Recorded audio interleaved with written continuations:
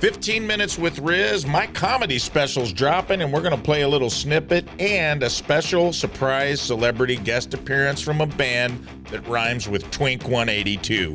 All that and more today on the Number 2 Show.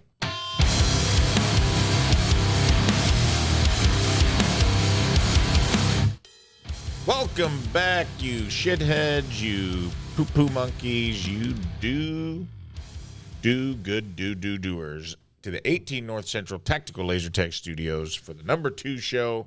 I'm your host, Rafe Williams, and I am here, and I am ready to party. We have such a good episode for you today, man. We got a musical performance coming up. I got a guest coming in to talk to me, and I've got my favorite guest who's here with me every week, and we're going to get going with him right now in a segment I like to call 15 Minutes with Rizz, sponsored by Rogers Service and Towing.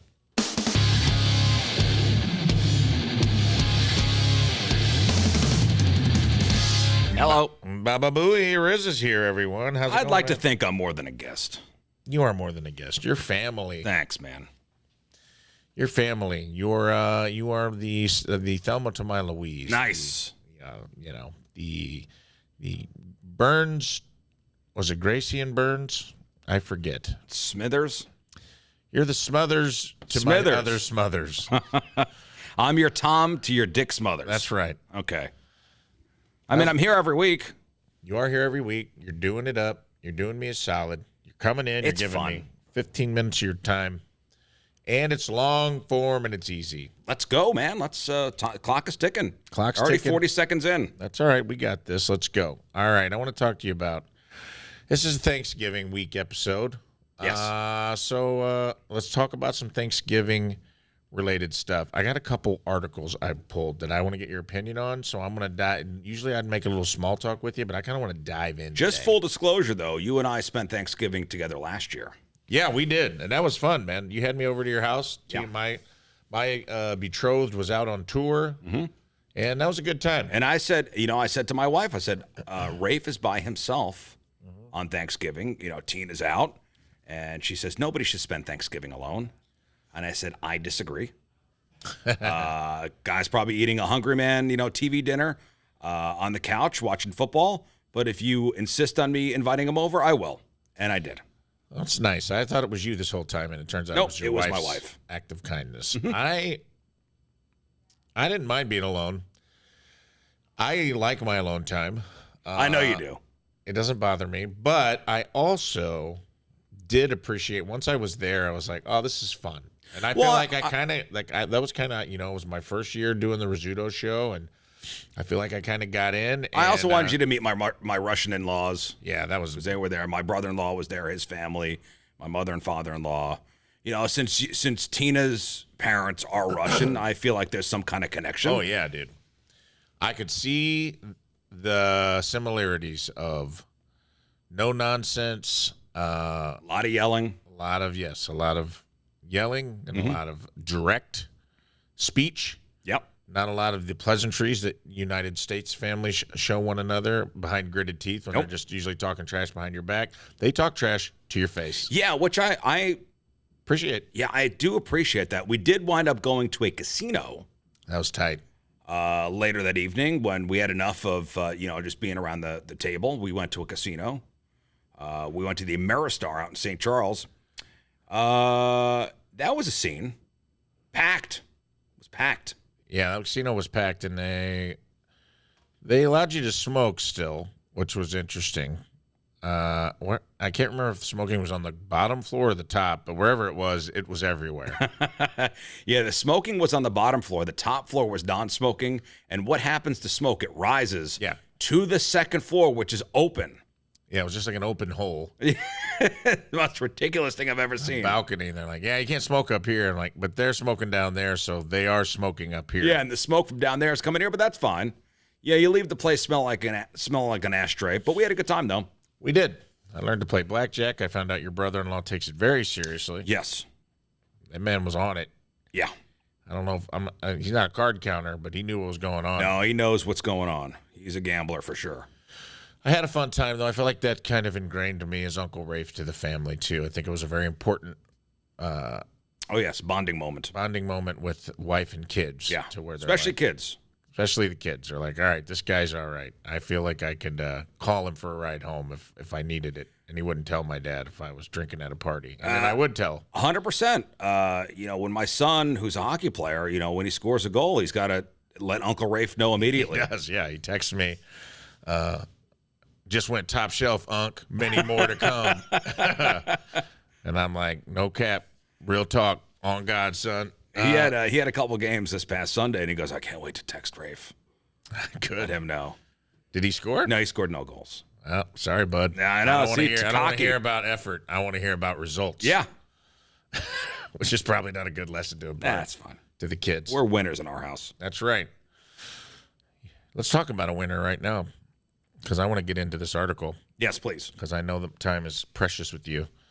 Did you see this article about Butterball facing Thanksgiving turkey boycott for yes. sex abuse allegations? Yes, and these are allegations from not recent. They're from a couple of years ago. Dude. Still pretty wild, though. Oh, I read. It's a good article when there's like a trigger warning, like caution, what you're about to read may upset some people. I'm like, I'm in. Yes, I'm ready to be upset. And I'll give the basics out for people that aren't familiar. Workers were sexually abusing the turkeys as well as physically, and some of the allegations were shoving a finger up the turkey's cloaca for fun, quote unquote fun. Another worker allegedly humped a turkey while it was restrained, and see, I read that as chocha. Is that a chachka? How do they Cloaca? Spell that? Cloaca. Okay, so is that chocha? Is that what a I think the turkeys? I think all birds have cloaca, which is kind of it's both holes.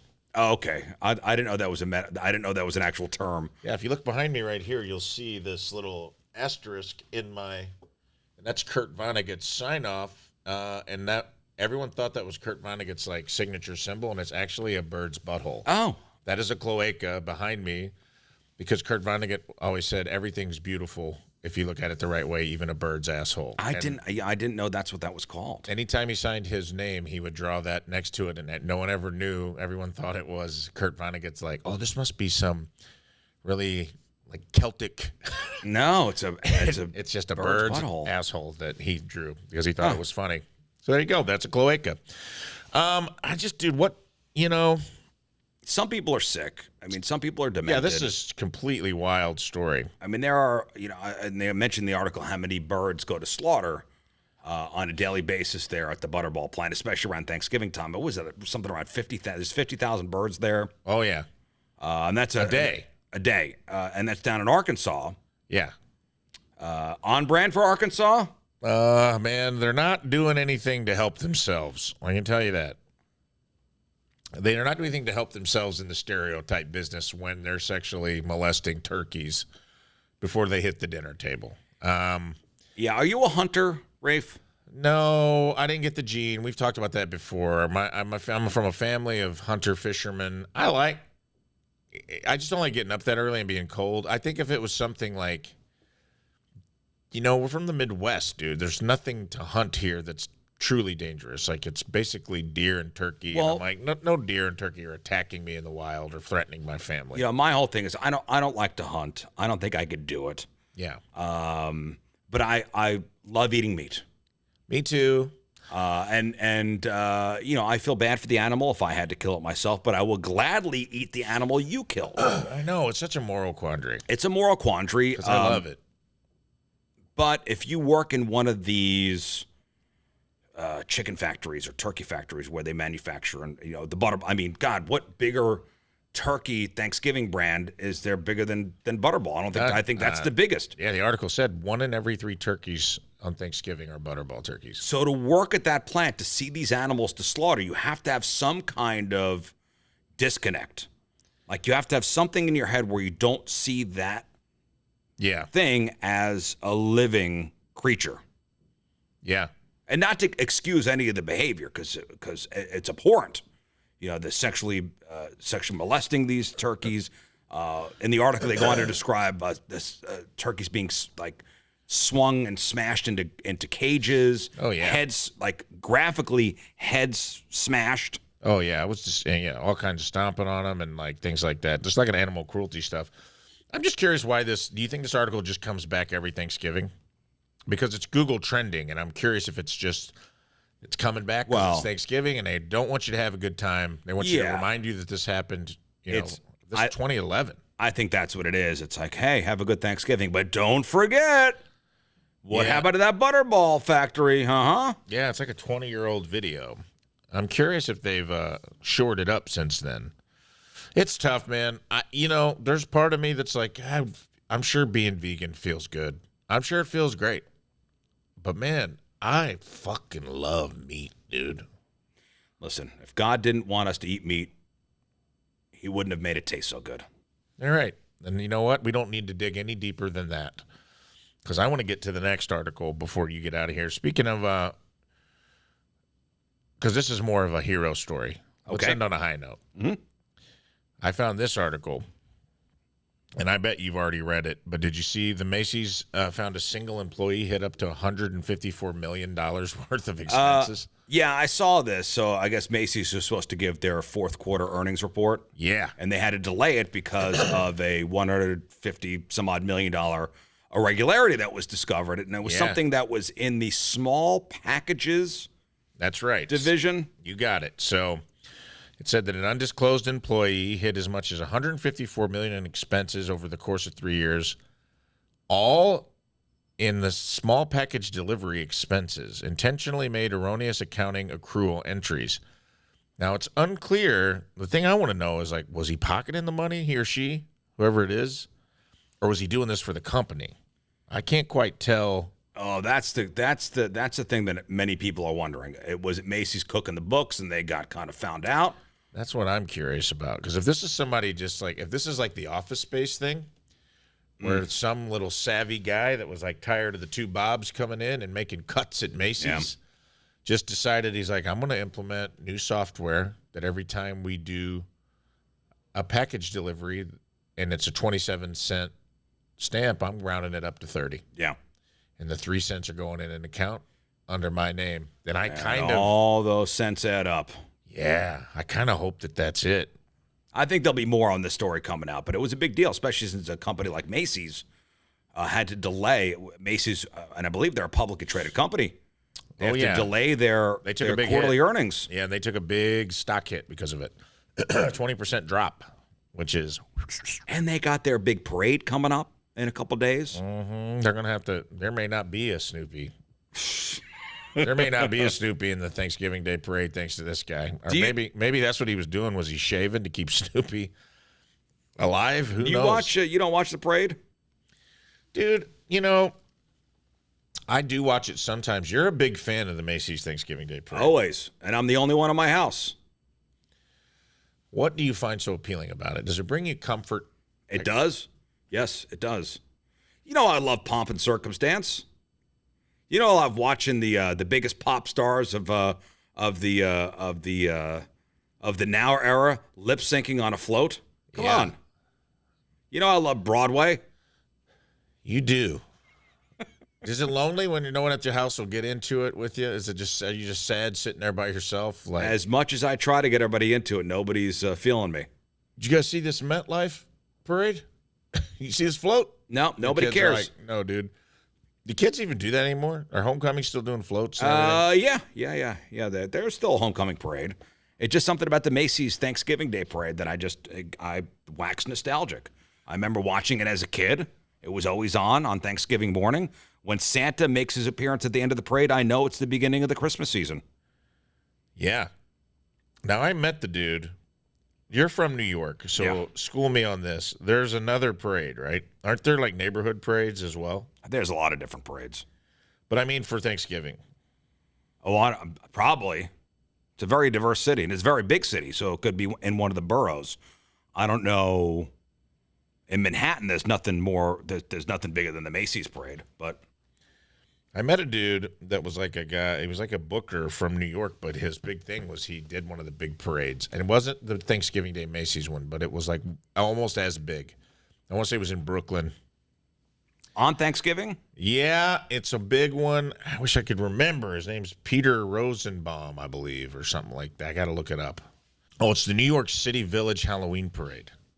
Oh, okay. Yes, I've been to that. Done that for Halloween 17 years. Yes, it's big. The Halloween parade at Greenwich Village is that is wild. It's the real deal, I heard. That is a real deal. That even tourists, the Macy's parade is a tourist thing. You go into the city, you line the route, you see the balloons. Hey, there's Al Roker, whatever. You see Jimmy Fallon. The Village Halloween parade and festival down there, that's the real deal. That's New Yorkers go to that. Yeah, he said you start planning it the day after Halloween. He's like, it is a year-round for a parade to go off without a hitch in a big metropolitan area. So let me ask you this before you leave, because I know we're running out of time. Yes, you have 30 seconds. Could I see a world of a retired Rizz takes up the mantle as a parade planner and brings parades back into the American zeitgeist? Planner? Or would that be something that interests you? No, participant. Well, tell me what the Rizz, what would the Scott Rizzuto float have on it? If you would be representative of you and your personality. What would be great is if I got to hold on to one of those balloons, one of those giant balloons that was on one of the ropes. That'd be cool. What would be on my float? Yeah, you just want to hold it, or do you want to float away? No, I want to be part of the crew that holds the balloons walking down the street. You're a boots on the ground type. I'm a boots on. I want to walk. All right. I don't want to be a lazy ass and go on one of those floats. No, I want to walk the route. But let's build the Scott Rizzuto float as you leave. What would be on it? Like, what would be representative if you wanted to show the people of New York what your interests or disinterests or dislikes were? What do you think would be on it? Think about some of these Mardi Gras parades. Yeah. Where they're throwing beads. Mm-hmm. I'm throwing spaghetti. It's loose spaghetti. It would just be al dente spaghetti. Al dente spaghetti. Al dente spaghetti. And I'd be just throwing them, making everybody happy. Dude, we could make that happen. It's the Italian guy. It's the Italian guy float. Dude, we should do this. I want to pitch this real quick, and I know I'm probably keeping you over time, but who cares? I want to pitch this because I've talked to you before about the Du Bois, Illinois. Yes. There's a small town in Illinois. They do a Kazimierz Pulaski Day parade. And from what I could tell, the only requirements to be in this parade is the willingness to be in this parade. There was drunk guys on lawnmowers. One guy had his blade on. He was slinging gravel all over the place. There was another drunk guy on a bicycle in yellow spandex. We yelled, "Hey, what's up, you big red banana?" because he had a big red beard. He tried to give us the finger, fell off his bike into a culvert, stayed there for the duration of the parade. No EMTs, no EMS. It's a free-for-all. And one guy that was the main attraction was the Du Bois Pope, and instead of having a plexiglass bulletproof top on the car, he was on a float with a plexiglass outhouse sitting on a toilet, and he was throwing loose Cheetos into the crowd, and little kids were eating wet Cheetos out of the wet grass, and it was the craziest thing I've ever seen. I would be throwing meatballs. I think we could do this. I think we could have a Rizz show float or a number 2 show float even, and really steal the Du Bois Pope's thunder, and we could be throwing loose. We could get a meatball cannon. Yep. We could throw loose spaghetti out to the, because there's no rules down there, dude. I'm telling you, it is full Thunderdome in Du Bois for the Polish Day Parade. Listen, if we could do space tourism now, we could do a meatball cannon. I agree. Elon Musk, get on the meatball cannon, and that's going to do it. All right, thank you, guys. He's out of here. He's got appointments. I got stuff to do. He's a busy big man. Meeting. Hey, bring up the meatball cannon in that meeting. I will. See you guys. Thank you. All right, thanks, bud. Well, that concludes 15 Minutes with Rizz. We'll be back after a short word from our sponsors. Welcome back to the number 2 show. Thanks for hanging out with me today, man. I got such a jam-packed show. I want to get right to it. Let's get to the next segment, a little segment I like to call the Annals of History. From the Annals of History. Speaking of annals and history, why not get up my own ass and pull something right out of there? Because this is a historic week for me. And not to be too self-serving on my own pod, but actually I just realized I shouldn't have worn this jacket, okay? I know you guys, I'm wearing a starter jacket type material. It looks good. It's black. It's cool. but it is. I noticed it during an earlier segment. Even the slightest move, it's like that leather store sketch with Jimmy Fallon. My leather's popping or my jacket's popping all over the place. But anyway, not to be too self-serving or up my own butt, but it is my show, so fuck you, I'm doing it anyway. Plus, I did this performance wearing my number 2 show hat merch. I'm out there pimping this show. What are you doing? You liking? You subscribing? You sharing? You telling your friends? Something to keep me on the goddamn dare? It was a historic day for me yesterday and today. I'm in the 24-hour cycle. I had a comedy special come out with Don't Tell Comedy Productions.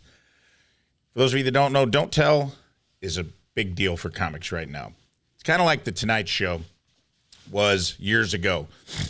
To get through some of these, to get to the big streamers, the Netflixes and the Hulus and the HBO Maxes of the world, sometimes you have to work your way up to that. And there are companies that are vital to doing that. And one of the best ones going is Don't Tell Comedy. I loved working with these guys because, one, I run the Don't Tells here in the city of St. Louis and their little pop-up speakeasy shows. Now, a little inside baseball on comedy. Excuse me.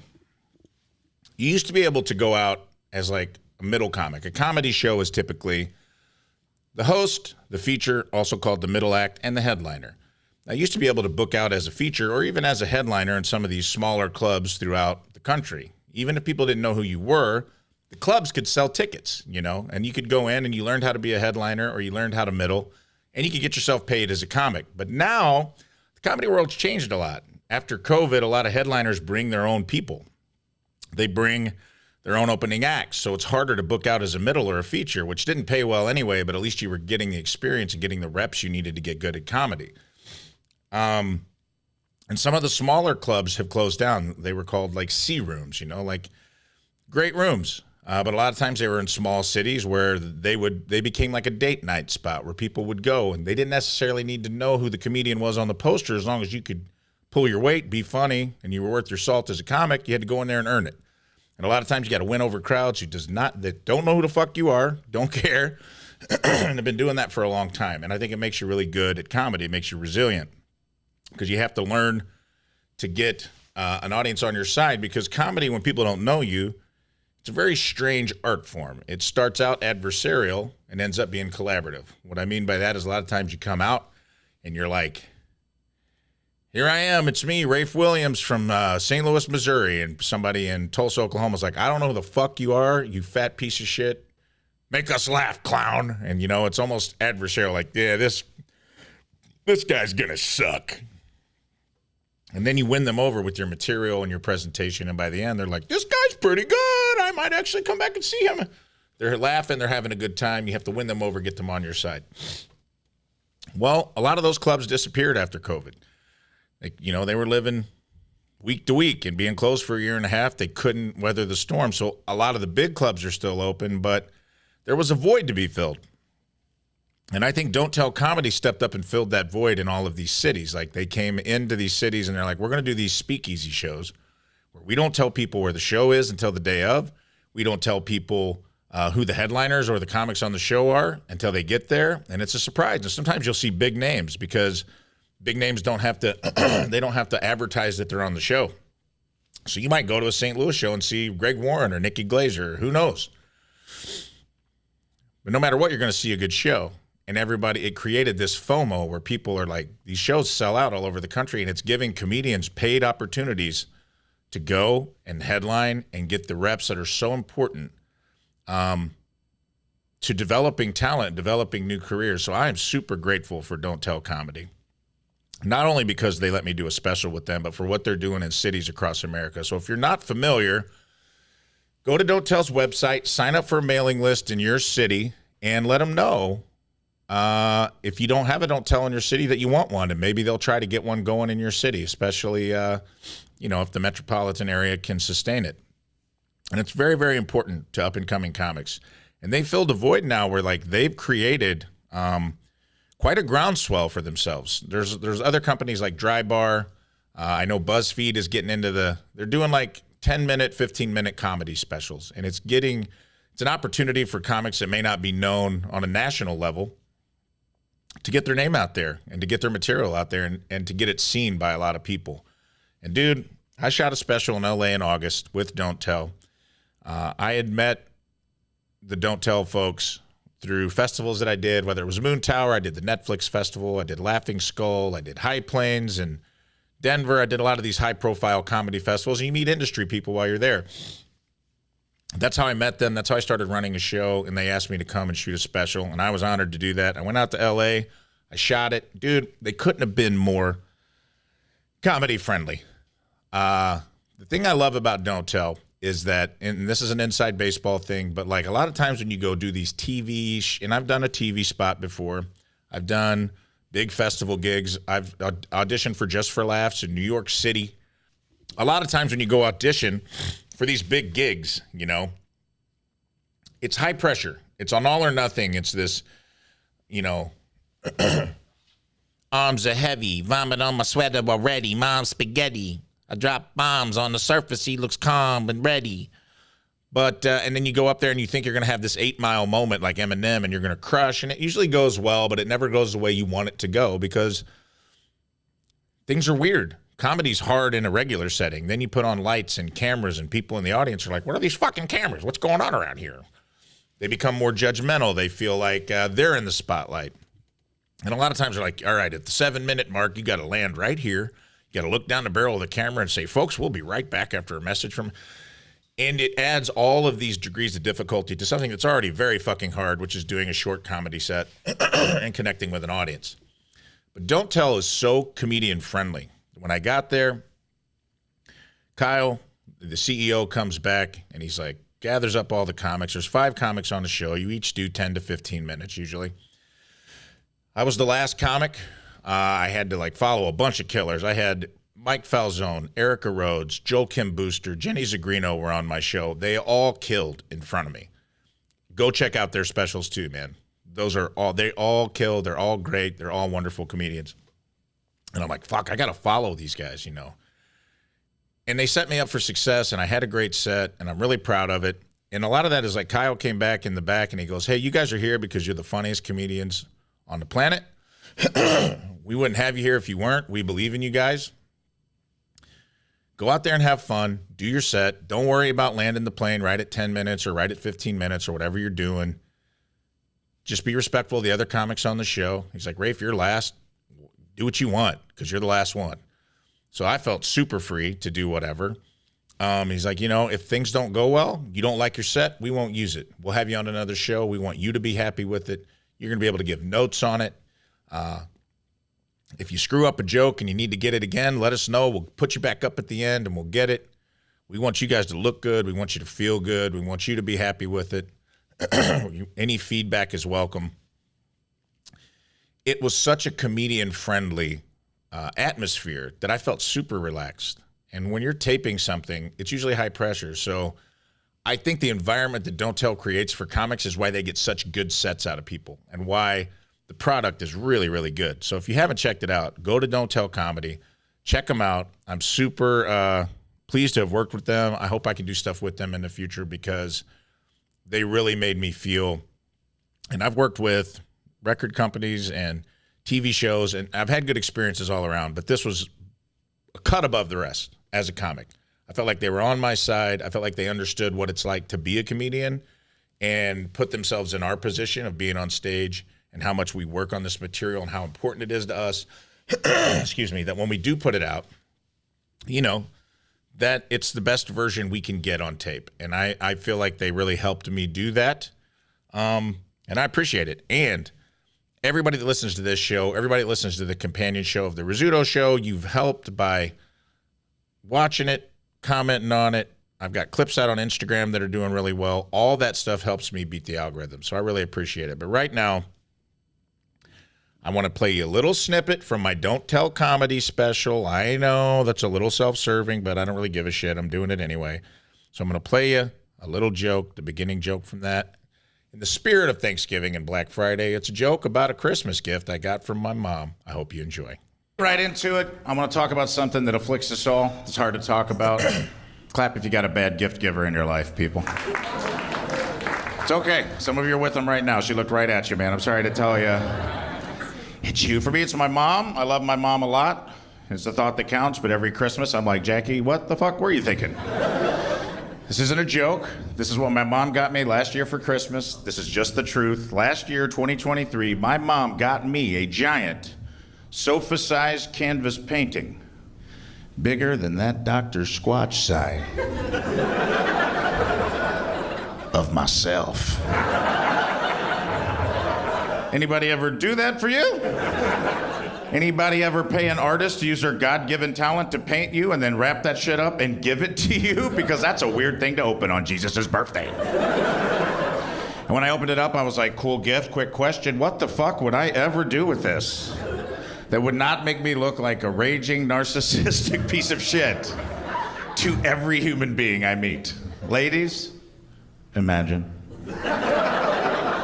You've bumbled or Tindered or met someone at the VFW the old-fashioned way. You come back to his place and you're like, I will come in for a nightcap, you husky Midwestern lad.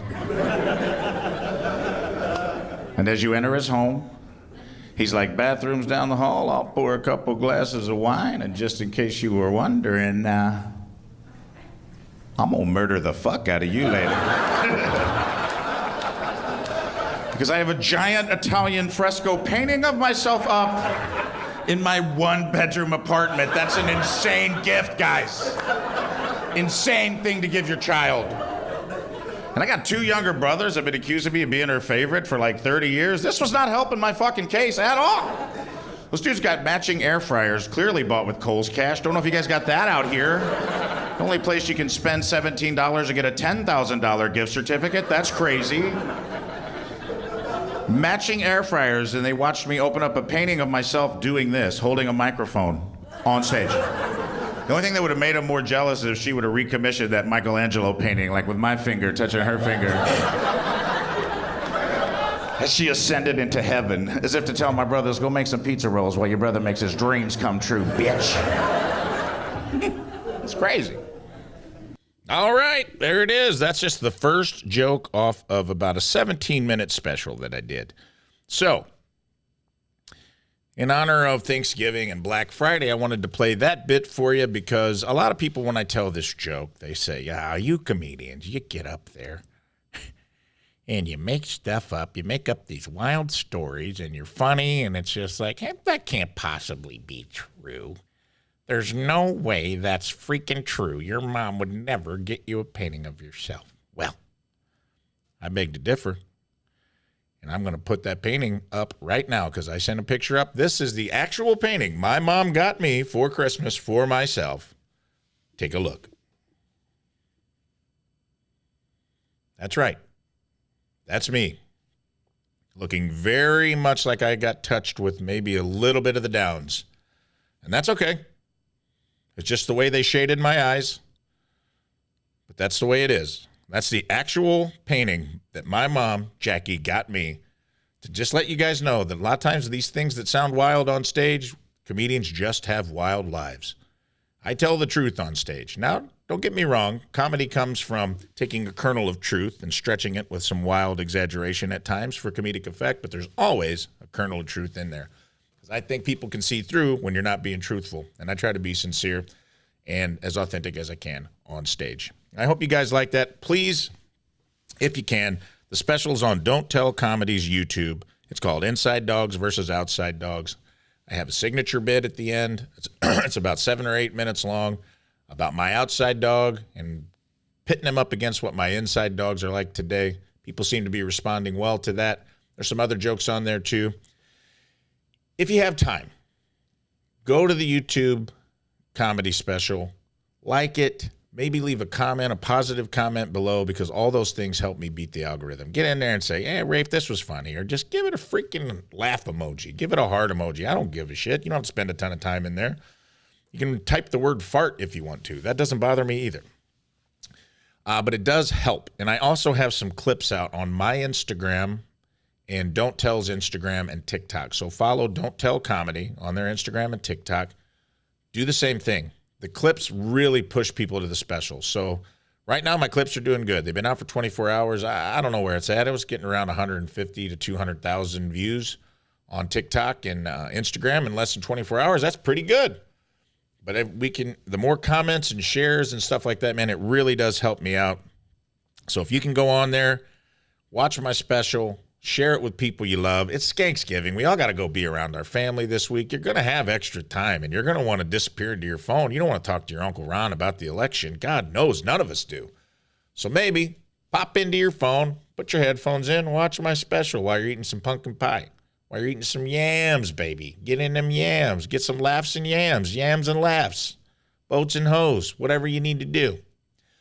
But I appreciate you guys. I want to give a special shout out to Don't Tell. Thanks for letting me play a little snippet of it for you here today. And I hope that you'll go watch the whole thing because I'm really proud of it.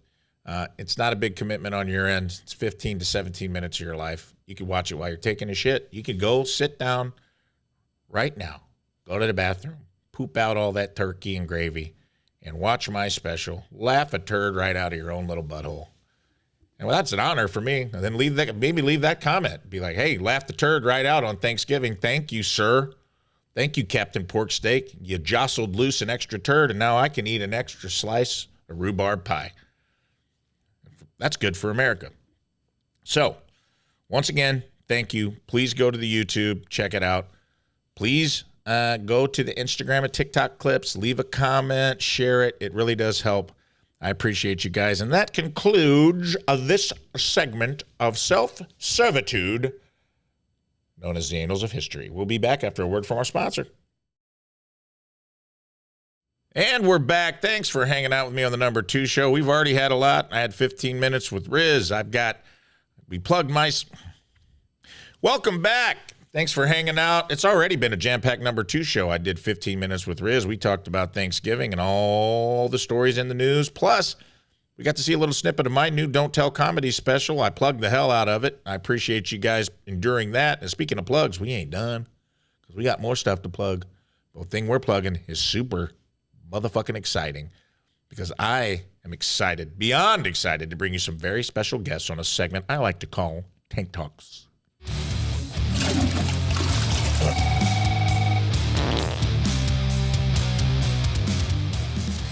Welcome back. It's time for Tank Talks. Now, normally I'm talking to fans of the show, the Poo Patrol, if you will, the Bowl Patrol, the Poo Poo Rangers. I'm taking calls. I'm reading emails. I'm listening to messages on the Poo Poo Hotline. And you can still call the hotline at 1-818-532-1420 anytime, day or night. 1-818-532-1420. Leave me a message if there's anything you want me to talk about, if there's anything you want me to discuss. Hey, man, the lines are open, baby. They're open over the holidays. Maybe call and tell me some crazy holidays fights you heard at your Thanksgiving. I'd love to hear about that because I'm sure there's going to be some barn burners coming in an election year, dude. There's going to be some burn the house down, not coming to Christmas motherfucking fights happening at Thanksgiving. And I want to hear about them because I spill the tea. I'm here to drink the tea, baby. See my neck? That's me wanting tea. 818-532-1420. But today, Tank Talks is a little different because I'm actually talking to some guys in this tank right now. And guys, I kept the lid on this. Super secret. Because I didn't want to have a bunch of people mobbing the studio today.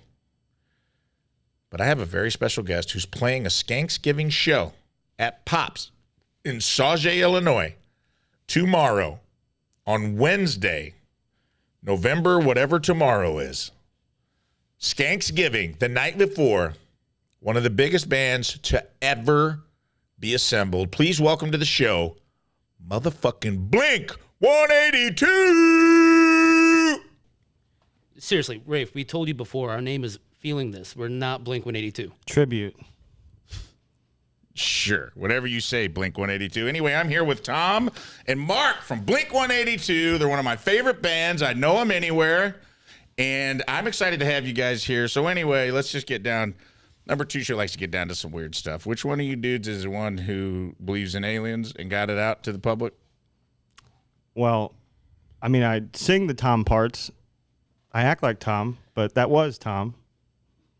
Oh, I get it. You don't want NASA You don't want NASA to try to blackball this, so you're pretending not to be Tom DeLonge. Nice. I get it. I get where your head's at, Tommy. Jeez. How come Travis didn't come with you guys? He's a little busy at work, but once again, we're not Blink-182. Feeling this. We're just feeling this. We play all of Blink's songs. Yeah, I'm feeling it too, man. I'm feeling it too. I feel the vibe in the room. It's tight. I knew that I would get along with you guys. Like, teenage angst is universal. You know, at first, when I used to listen to Blink-182, it all sounded the same to me when I was, like, in the Army. It was kind of like, I'm sad, I want to fuck my skateboard. But now I get it. That's my favorite song. Cool. Yeah, it's an unreleased track from Blink-182. Not you guys. But I'm excited to have you guys here, man. And you're going to do a Tiny Stall concert for us here real shortly. But before you do, I want to tell me a little bit about this event that's coming up. And actually, I got a special guest I want to bring in to help us because he's hosting the whole day. Please welcome King Ding-a-ling, my favorite, my buddy, the man with the beautiful hair. King Scott, get in here and tell us about this event. All righty. Hold on, I got to make room for you. There's only 3 mics. Oh, we're getting serious now. Pop squad, bud. Let's talk about it. All right, get it up there. There we go. That feels good. It just feels right. You guys feel good about it. You guys fit okay in there? I think so. So tell us about the event that's coming up with Blink-182, which I'm super pumped about. This is exciting. Feeling this will be there tomorrow. I just got a little bit of information here about it, so it'll be a while. But yeah, Popsgiving is happening tomorrow night again over at Pops, and you can get all the full details at popsrocks.com.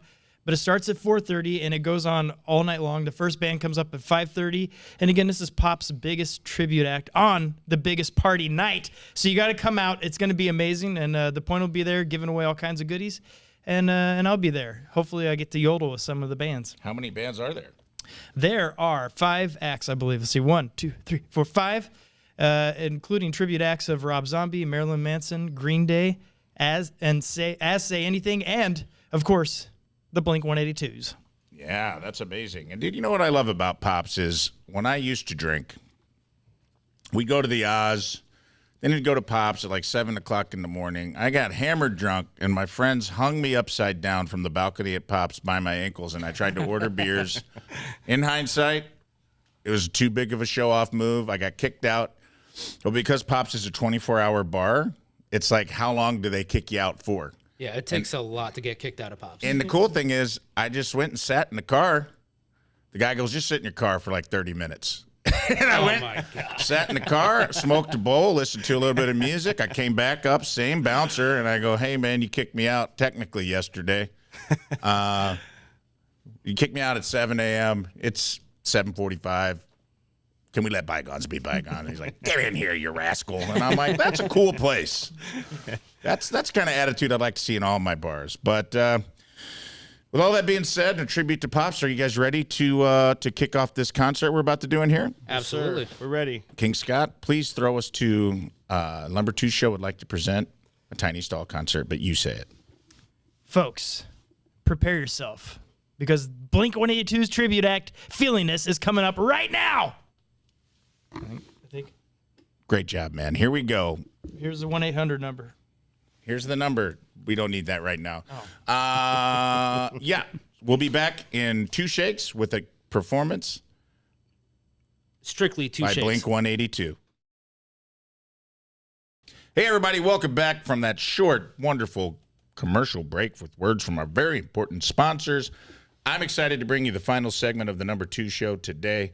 It is time for a Tiny Stall concert by Blink-182, or as they like to call themselves, Feeling This.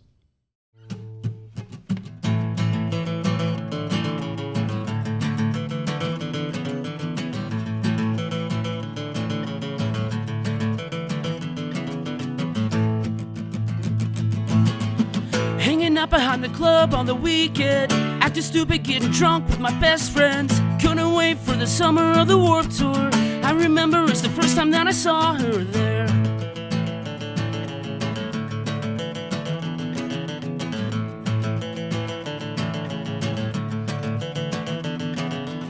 She's getting kicked out of school cause she's failing. I'm kinda nervous cause I know her little friends hate me. She's the one, she'll always be there. She took my hand and admitted, I swear, I fell in love love with the girl at the rock show. She said what? And I told her that I didn't know. She's so cool. Think I'll sneak in through her window. Everything's better when she's around. Can't wait till her parents go out of town.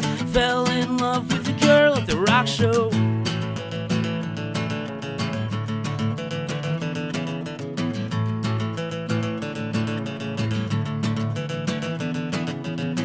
When we said we were gonna move to Vegas, I remember the look her mother gave us. 17 without a purpose or direction. We don't know anyone, a fucking explanation. Fell in love With the girl at the rock show. She said what? And I told her that I didn't know. She's so cool. Think I'll sneak in through her window. Everything's better when she's around.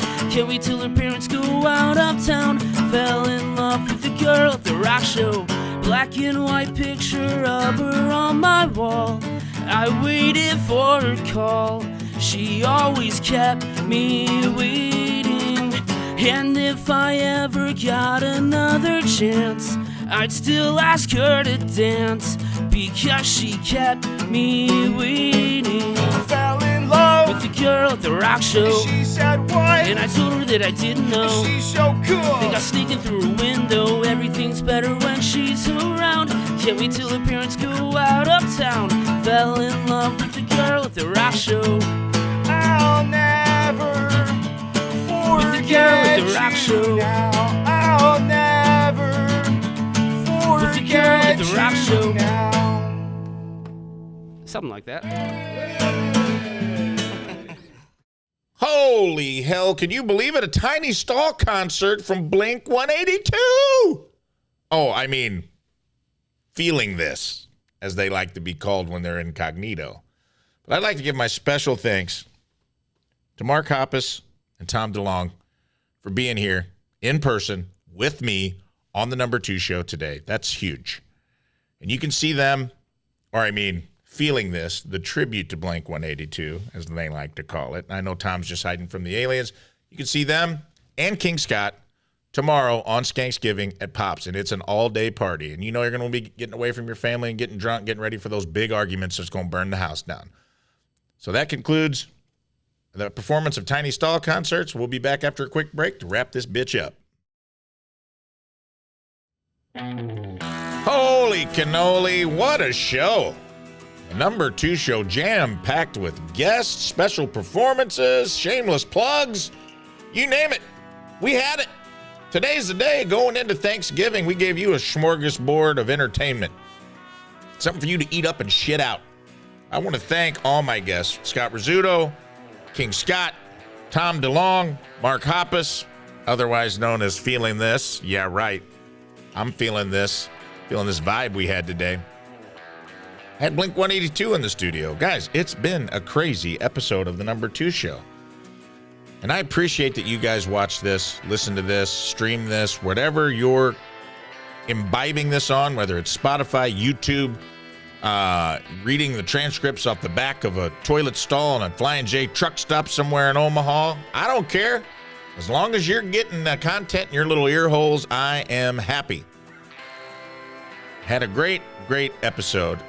And the fact that you guys are here and you're committed and you listen, I appreciate you guys so much.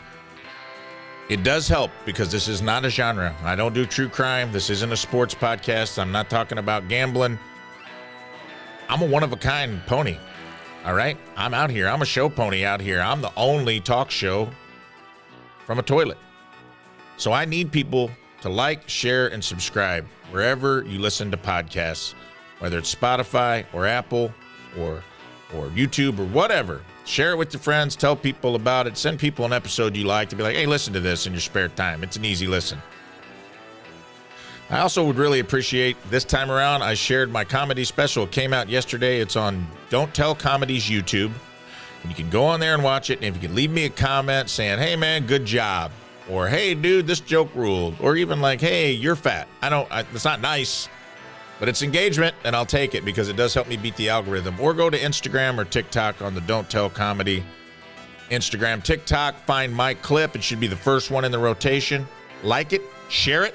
Leave me a little comment. It's like, heart, a laugh emoji. It don't have to be much, but the more it gets engaged with, the more people that see it. I'm just trying to get my comedy out there, man, and I'm real proud of it. So, hit me up on the number 2 show, like and subscribe. Do me that one extra solid this one time and go help me bump the special. Give me that number 2 show bump. Give me that one extra push of the number 2 show, that one extra push that makes all the difference in the world when you're like, right now, my comedy's all bound up. My comedy's like too much cheese. It's in there. It's good. The cheese is good. The cheese was amazing. But you're trying to push it out to the masses now. You're trying to push it through the pipes. And it's stuck because the algorithm of your colon isn't letting it get out to the masses. But if you go in there and you massage it and you poke your belly and you like it a little bit and you give it that number 2 show push, bear down a little bit, push hard, it'll get my comedy out to the world. And that makes me happy because all I love to do is make people laugh and make people forget about their shitty problems for a while. And I think going into a Thanksgiving on election year, we could all forget about our shitty problems for a while. So help me out. I appreciate you guys. Until next time, this has been the number 2 show. I'm your host, Rafe Williams. Thanks for everything. I love you guys. Happy Thanksgiving. Always wipe front to back.